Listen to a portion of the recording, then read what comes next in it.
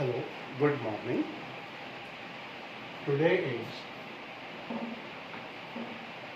my second lecture for the October month, and today we shall discuss about the chapter number 5. हम लोग chapter number 5 आज से शुरू करेंगे। चैप्टर 4 हमारा कंप्लीट हो चुका है और चैप्टर 5 के अंदर हम लोग natural magnet, artificial magnet, bar magnet और उसके कैरेक्टरिस्टिक्स के बारे में डिस्कस करेंगे। सबसे पहली चीज़ तो हमारे पास क्या होता है कि नेचुरल जो मैग्नेट होता है वो एल्यूमिनियम ऑक्साइड होता है, Al2O3 इसका फॉर्मूला होता है, Fe3O4 इसका फॉर्मूला होता है। और इसके अंदर हमारे पास इसकी जो वैल्यूज़ हमारे पास इसके अंदर आएगी वही हम लोग डिस्कस करेंगे। बार मैग्नेट एक ब्लैक कलर का सब्सटेंस होता है और आयरन ऑक्साइड होता है और इसके अंदर कुछ अमेजिंग कैरेक्टरिस्टिक्स होते हैं। और सबसे पहले ये जो बार मैग्नेट है, ये मैग्नेट ग्रीस के मैग्नीशिया स्टेट के अंदर सबसे पहले ये पता चला था इसके बारे में, क्योंकि उस टाइम पर जो चरवाहे वगैरह जो अपने जो कैटल्स लेके जाते थे तो उन कैटल्स को फिसलने से बचाने के लिए पैरों के नीचे लोहे के शूज़ पहना दिए जाते थे, नाल ठोक दी जाती थी। जब ये कैटल्स पहाड़ों पर जाते और कभी कभी जब लौट करके आते तब इन कैटल्स के पैरों में ब्लैक कलर के छोटे छोटे टुकड़े चिपके होते थे, जिनके अंदर अमेजिंग कैरेक्टरिस्टिक्स होते। बाद में फिर English scientist sir William Gilbert ने इनको स्टडी किया और इनके कैरेक्टरिस्टिक के बारे में स्टडी किया और मैग्नेटिका नाम की एक बुक उन्होंने पब्लिश की। और उसी के बाद और इसी वजह से मैग्नेटिज्म को डिस्कवर करने का जो क्रेडिट दिया जाता है वो सर विलियम गिलबर्ट को दिया जाता है। तो ये तो था हमारे पास इसके अंदर नेचुरल जो मैग्नेट है वो आयरन ऑक्साइड होता है, ब्लैक कलर का या ग्रेश ब्लैक कलर का ये सब्सटेंस होता है नेचुरल मैग्नेट। और इसके बाद हमारे पास इसके अंदर क्या होगा कि बार मैग्नेट, आर्टिफिशियल मैग्नेट, इसे आर्टिफिशियली भी बनाया जाता है और आर्टिफिशियल जो मैग्नेट होता है उसके अंदर हम लोग क्या करते हैं कि एल्निको नाम का सब्सटेंस काम में लेते हैं। एल्यूमिनियम, निकल, कोबाल्ट का जो सब्सटेंस बनाया जाता है या उसका जो एलॉय बनाया जाता है, उस एलॉय को हम लोग आर्टिफिशियल मैग्नेट बनाने का काम आता है और उसके अंदर बार मैग्नेट होता है। तो बार मैग्नेट क्या होगा, आपके पास इस तरह का एक बार होता है।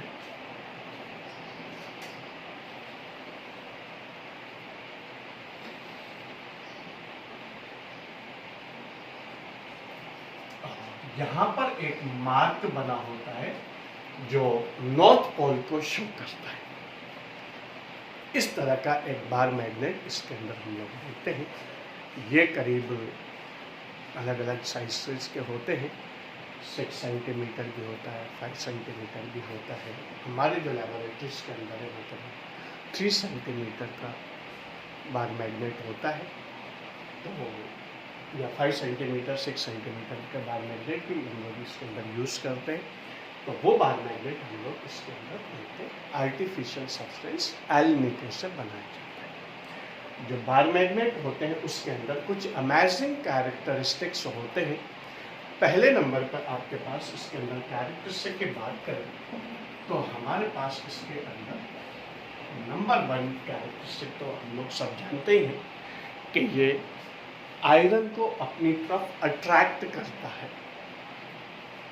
बार मैग्नेट आयरन, निकल और कोबाल्ट जैसे सब्सटेंसेस को अपनी तरफ स्ट्रांगली अट्रैक्ट करता है, स्पेशली आयरन को। और ये जो बार मैग्नेट होता है इसकी अट्रैक्टिंग पावर इसके एंड्स पर सबसे ज़्यादा होगी, बीच में कम होगी। अगर हम लोग क्या करें कि कुछ आयरन फ्लिंग्स लें और आयरन फ्लिंग्स को लेकर के बार मैग्नेट को डालें, तो हम लोग देखेंगे उसके एंड्स पर सबसे ज़्यादा आयरन फ्लिंग्स चिपकी होगी और बीच में कंपैरेटिवली क्या रहेगी, कम रहेगी।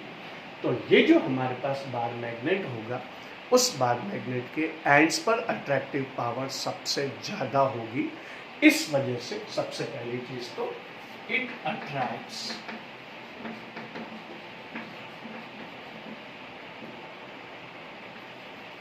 strongly iron, nickel, cobalt, like ferromagnetic substance, the strong magnetic field, the strong magnetic substance होता है ferromagnetic substance होता है, इनको अपनी तरफ स्ट्रांगली अट्रैक्ट करता है, पहली चीज। दूसरी चीज क्या होती है,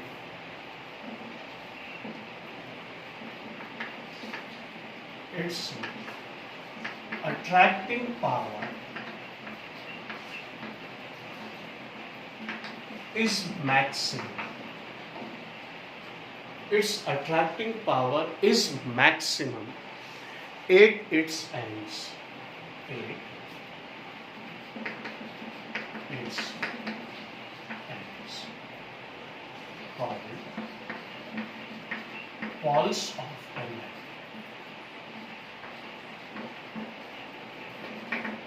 इसकी अट्रैक्टिंग पावर एंड्स पर सबसे ज़्यादा होती है, तो बार मैग्नेट के एंड्स को हम लोग पॉल्स के नाम से जानते हैं। तीसरा कैरेक्टर इसके अंदर क्या होता है कि जब भी हम लोग इसे फ्रीली सस्पेंड करेंगे, ये हमेशा नॉर्थ साउथ डायरेक्शन में ही रेस्ट पोजीशन के अंदर आता है। कभी भी हम लोग इसे फ्रीली सस्पेंड करेंगे, ये केवल और केवल कौन से में, नॉर्थ साउथ डायरेक्शन के अंदर ही इसमें आएगा और रेस्ट पोजीशन में।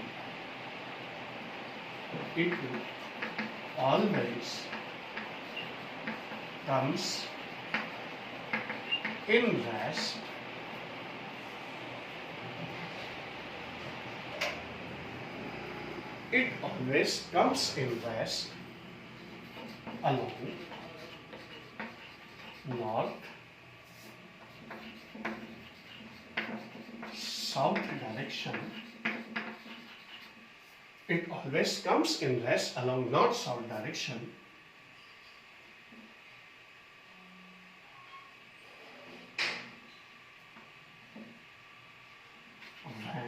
when freely suspended.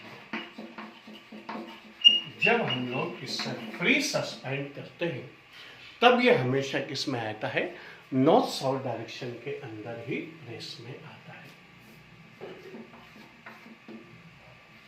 And comes in rest along north direction called North Pole, and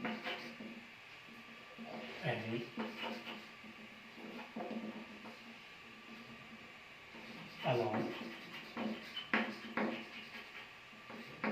south direction called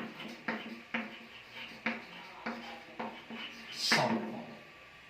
जब हम लोग इसे फ्रीली सस्पेंड करेंगे, तो जो नॉर्थ डायरेक्शन के अंदर जो एंड आएगा उसे नॉर्थ पोल, और जो साउथ डायरेक्शन के अंदर एंड आएगा उसे हम लोग साउथ पोल के नाम से जानते हैं। जब भी फ्रीली सस्पेंड करें, किसी भी डायरेक्शन में करें, ईस्ट करें, वेस्ट करें, किसी भी डायरेक्शन में करें, जब वो रेस्ट पोजीशन के अंदर आएगा तो केवल और केवल नॉर्थ साउथ डायरेक्शन में आएगा।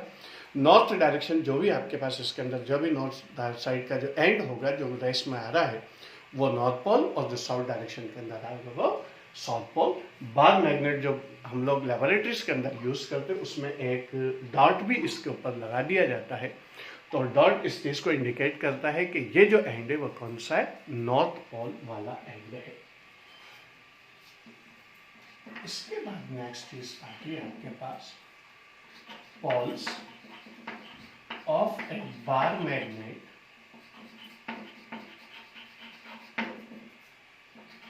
never be separate. किसी भी बार मैग्नेट के या कोई भी मैग्नेट हो उसके पोल्स को हम लोग कभी भी सेपरेट नहीं कर सकते हैं। जैसे मान लो ये बार मैग्नेट है, इधर आपके पास नॉर्थ पोल है, इधर आपके पास साउथ पोल, ऐसे दिखा देता हूँ मैं, ये नॉर्थ पोल है, ये साउथ पोल है, और हमारे पास बीच में इसकी जो पावर है वो सबसे लेस है। अगर हम लोग इस बार मैग्नेट के नॉर्थ और साउथ पोल को सेपरेट करने के लिए अगर इससे ब्रेक करेंगे तो इसके अंदर ये नॉर्थ था, अब ये वाला एंड किसकी तरफ बिहेव करता है, साउथ पोल की तरफ बिहेव करता है, और इस वाले एंड के अंदर ये आपके पास कौन सा था, साउथ पोल था, तो ये वाला एंड किसकी तरफ बिहेव करेगा, नॉर्थ पोल की तरफ बिहेव करेगा। इस तरह से इस बार मैग्नेट के कितने भी छोटे छोटे पीसेस हम लोग करते चले जाए, हर एक पीस के अंदर आपके पास जो एक एंड है वो जो आपके पास जो भी है नॉर्थ साउथ है, अदर एंड आपका पास क्या हो जाएगा, अगर नॉर्थ है तो साउथ बन जाएगा, साउथ है तो नॉर्थ बनता जाएगा, उसी की तरफ बिहेव करता जाता है। तो कितने भी छोटे पीसेस हम लोग करते चले जाए, हमारे पास poles of a bar magnet never be separated, इन्हें हम लोग कभी भी सेपरेट नहीं कर सकते हैं। नेक्स्ट कैरेक्टर आपके पास आएगा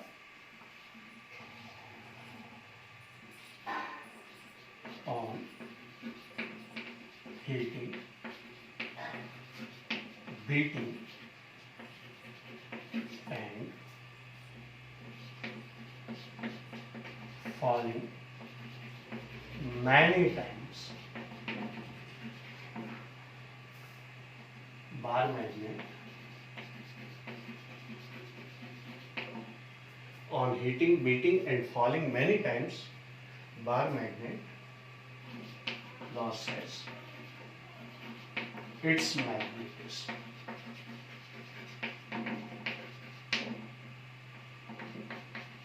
This is called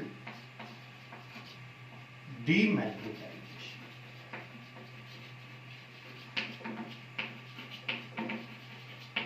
जब भी किसी बार मैग्नेट को हम लोग गर्म करते हैं या बार बार उसे पीटते हैं या बार बार ऊपर से नीचे गिराते जाते हैं तो बार मैग्नेट अपनी मैग्नेटिक प्रॉपर्टीज को क्या कर देता है, लॉस कर देता है, उसमें से प्रॉपर्टीज खत्म हो जाती है। इसी फिनोमिनन को हम लोग किस नाम से जानते हैं, डीमैग्नेटाइजेशन के नाम से जानते हैं। ये तो कुछ बेसिक कैरेक्टरिस्टिक्स हो गए। कुछ टर्म्स हमारे पास बार मैग्नेट के अंदर हम लोग यूज करते हैं, वही चीज पर हम लोग डिस्कस करेंगे। इसके बाद आपके पास नेक्स्ट जो कैरेक्टर के तौर पर ही हम लोग इससे पढ़ेंगे कि किसी बार मैग्नेट की जो पॉल स्ट्रेंथ है, उस पॉल स्ट्रेंथ को हम लोग किसके अंदर मेजर करते हैं, एम्पियर इनटू मीटर के अंदर मेजर की जाती है। पिछले चैप्टर में भी हम लोगों ने ये चीज डिस्कस की थी। तो Paul strength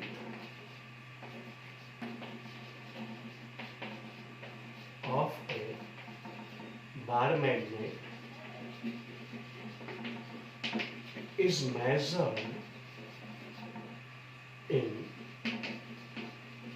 ampere into meter। ये पॉल स्ट्रेंथ हम लोग इसके अंदर एम्पियर इंटू मीटर के अंदर मेजर करते हैं। आगे जब इसमें लोग पढ़ेंगे तो रीजन भी आप लोगों को इसका समझ में आ जाएगा। तो हमारे पास जो पॉल स्ट्रेंथ है वो पॉल स्ट्रेंथ हम लोग इसमें मेजर करते हैं, एम्पियर इंटू मीटर के अंदर मेजर की जाती है। बार मैग्नेट के अंदर हमारे पास क्या होता है,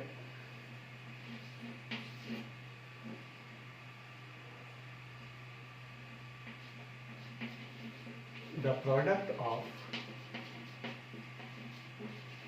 either pole strength and length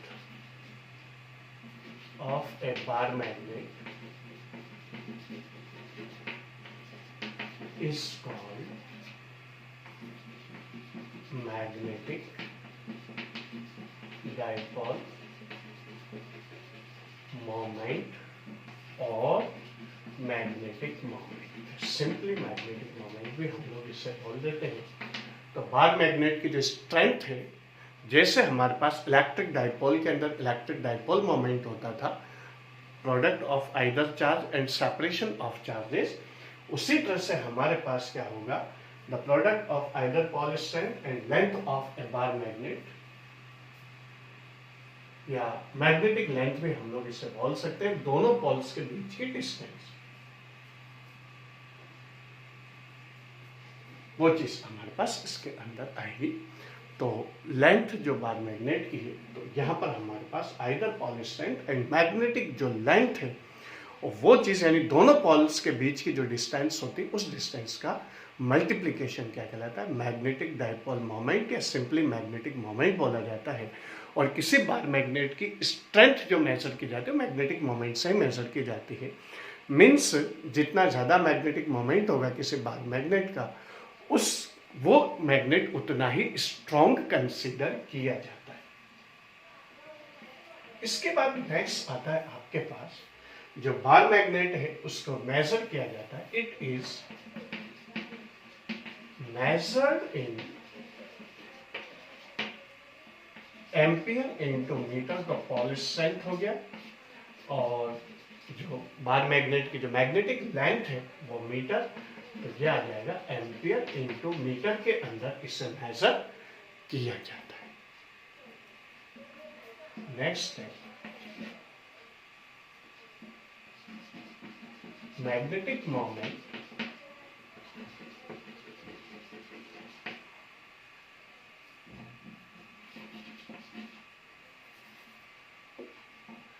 pole strength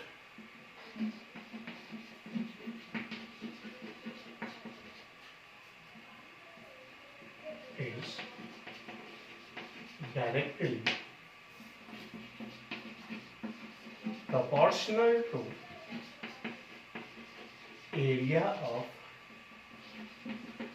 cross section of bar magnet।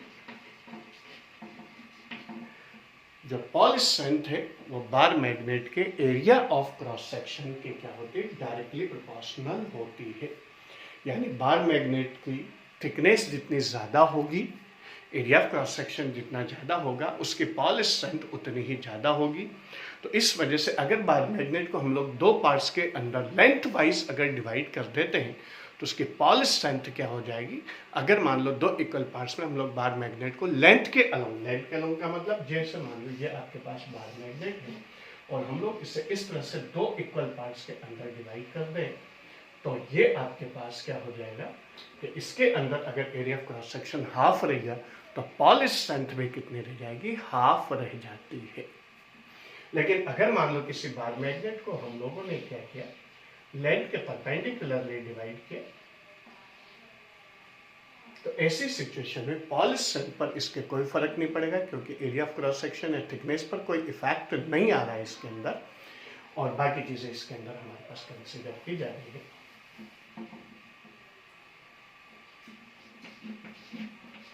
The separation of poles of a bar magnet is called magnetic length।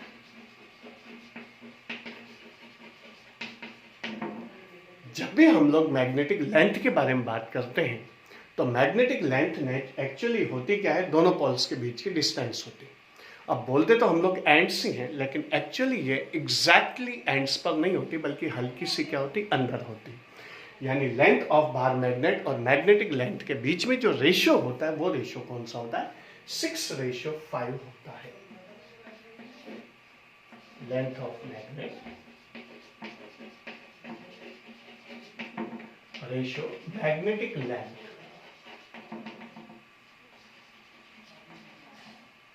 ये चीज आपके पास क्या होती है, 6:5 होता है। यानी 6 सेंटीमीटर का अगर हम लोग बार मैग्नेट लेते हैं तो उसमें करीब हाफ सेंटीमीटर किधर की तरफ जाता है, अंदर की तरफ बार मैग्नेट इसके अंदर जाता है। और सॉरी, जो पॉल से वो पॉल की एक्चुअल पोजीशन हाफ सेंटीमीटर दोनों साइड से होती है। तो जो मैग्नेटिक लेंथ होती है, यहाँ भी हम लोग मैग्नेटिक लेंथ ही कंसीडर कर रहे हैं, तो हमारे पास इसके अंदर क्या हो जाता है, 6:5 का रेशियो इसके अंदर देखने को मिलता है। इसके बाद अगर मान लो हमारे पास जो बार मैग्नेट है उस बार मैग्नेट के दोनों पॉइंट से पास होने वाली जो लाइन है उससे हम लोग मैग्नेटिक एक्सिस के नाम से जानते हैं। बार मैग्नेट के दोनों पॉइंट्स को ज्वाइन करने वाली जो लाइन होती है उस लाइन को हम लोग किस नाम से जानते हैं? मैग्नेटिक एक्सिस के नाम से जाना जाता है। और उस मैग्नेटिक एक्सिस से पास होने वाला परपेंडिकुलर प्लेन ये कहलाता है मैग्नेटिक मेरिडियन। जो मैग्नेटिक एक्सिस से उससे पास होने वाला जो परपेंडिकुलर प्लेन है उससे हम लोग मैग्नेटिक मेरिडियन के नाम से जानते हैं। इसी तरह से हमारे अर्थ के अंदर भी क्या होता है कि वही बार मैग्नेटिज्म की प्रॉपर्टी अर्थ भी शो करती है, तो उसके जो मैग्नेटिक जो पोल्स हैं उनसे पास होने वाली लाइन अर्थ की ज्योग्राफिक एक्सिस कहलाएगी, और ज्योग्राफिक एक्सिस से पास होने वाला जो परपेंडिकुलर प्लेन है उससे हम लोग ज्योग्राफिक मेरिडियन के नाम से जानते हैं। तो ये कुछ कैरेक्टरिस्टिक्स हुए हमारे, जिन कैरेक्टरिस्टिक्स के बेसिस पर हम लोग क्या करते हैं कि बार मैग्नेट की कैरेक्टरिस्टिक को अच्छे से समझ सकते हैं। फ्यू सेकंड्स में दे देता हूँ, if you want to note it down.